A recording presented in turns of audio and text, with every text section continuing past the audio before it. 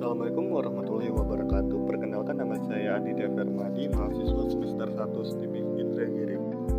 Dosen pengampu yaitu Bapak Muhammad Ridwan, SPDI MH.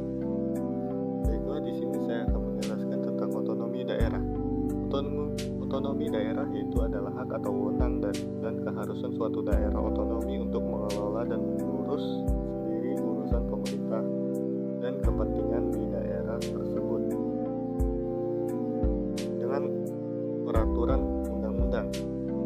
Penerapan otonomi daerah yang ditumpukan pada daerah dan diawali dengan adanya suatu penyerahan kewenangan dari pemerintahan pusat ke pemerintahan daerah yang bersangkutan.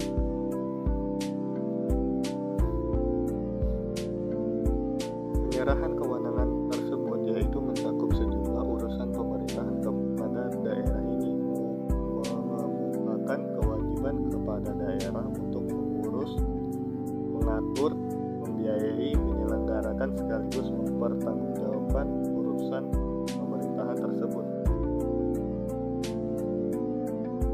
Menurut salah satu seorang ahli yang bernamakan otonomi daerah merupakan suatu bentuk hak dan wewenang berikut kewajiban dari suatu daerah agar bisa mengatur dan mengurus urusan daerah pribadi berdasarkan peraturan perundang-undangan yang sudah ditetapkan.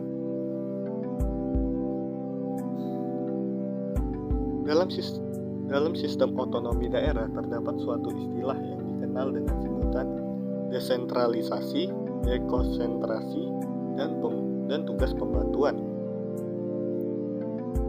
Desentralisasi yaitu ialah suatu pemberian hak oleh pusat kepada daerah agar bisa mengelola wilayahnya sendiri, namun tetapi tidak dapat untuk semua hal. Keamanan, aturan, dan juga kebijakan perpajakan ialah terdapat beberapa hal yang masih terkonsentrasi, namun terdapat pemberian wewenang kepada suatu daerah. Dekonsentrasi yaitu ialah suatu pemberian hak atau kewenangan manajemen dari pemerintah pusat ke suatu pemerintahan di daerah. Terdapat suatu hal yang harus dititik beratkan ialah yaitu pemberian kewenangan yang dimaksud yaitu hanya sebatas dari wewenang manajemen. Untuk kewenangan politik itu tetap dipantau atau dikendalikan oleh pemerintah pusat.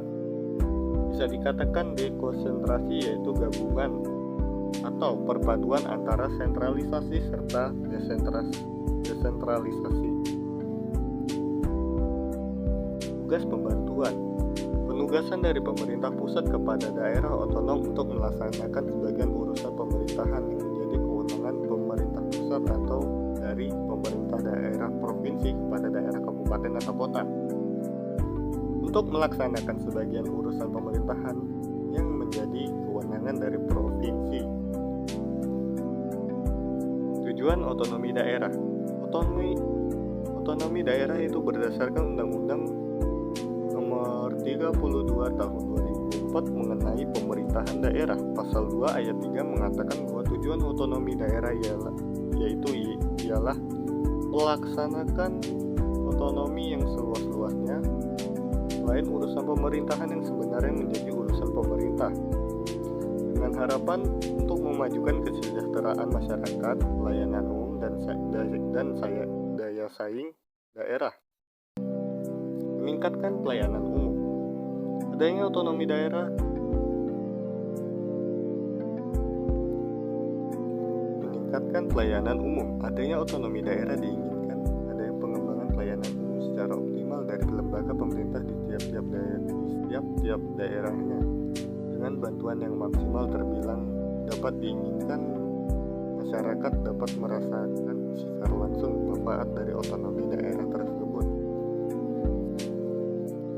Meningkatkan kesejahteraan masyarakat. Selepas pelayanan yang maksimal dan memadai, diinginkan kesejahteraan masyarakat dalam suatu daerah otonom bisa lebih baik dan berkembang. Perkembangan kesejahteraan masyarakat terbilang dapat terlihat betapa daerah otonom mampu memanfaatkan hak dan wewenang secara efisien, bijaksana, dan sesuai dengan apa yang diinginkan. Meningkatkan daya saing daerah yaitu melaksanakan otonomi yang diinginkan bisa menaikkan daya saing daerah.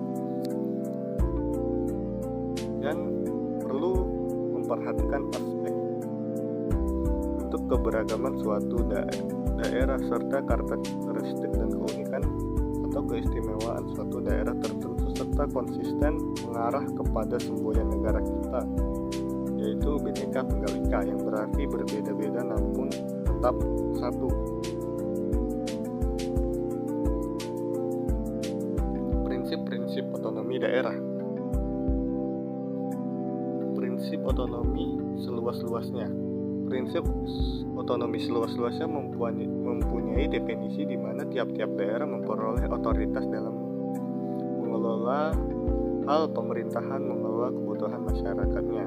Tapi otonomi terbilang tidak mempunyai hak atau otoritas dalam hal politik luar negeri, agama, finansial, keamanan, peradilan, serta pajak nasional.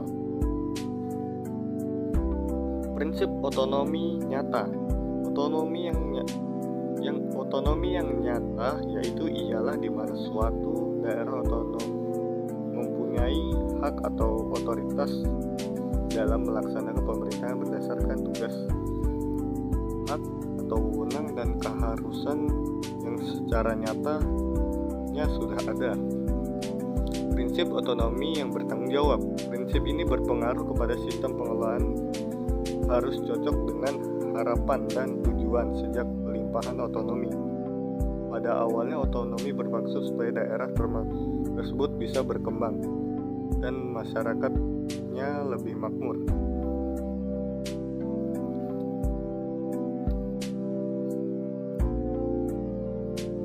Pelaksanaan otonomi. Dinamika pengelolaan pemerintah daerah di Indonesia sering menghadapi pergantian sesuai dengan pergantian politik hukum ketatanegaraan, yang beberapa kali menghadapi perubahan yaitu masa Orde Lama dan Orde Baru. Yang saat ini adalah Orde Reformasi. Penetapan negara kesatuan dengan sistem desentralisasi sebagai dasar berdirinya daerah-daerah otonom sudah menjadi pilihan sejak awal mula berdirinya negara Indonesia.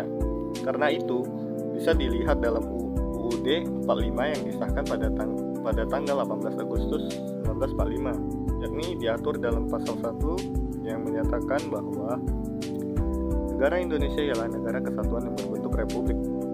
Dikaitkan dengan pasal 18 bahwa pembagian daerah Indonesia atas daerah besar dan kecil lewat bentuk pola susunan pemerintahannya ditentukan dengan undang-undang dengan melihat dan meyakini dasar permusyawaratan dalam sistem pemerintahan negara dan hak-hak asal-usul dalam daerah-daerah yang bersifat istimewa.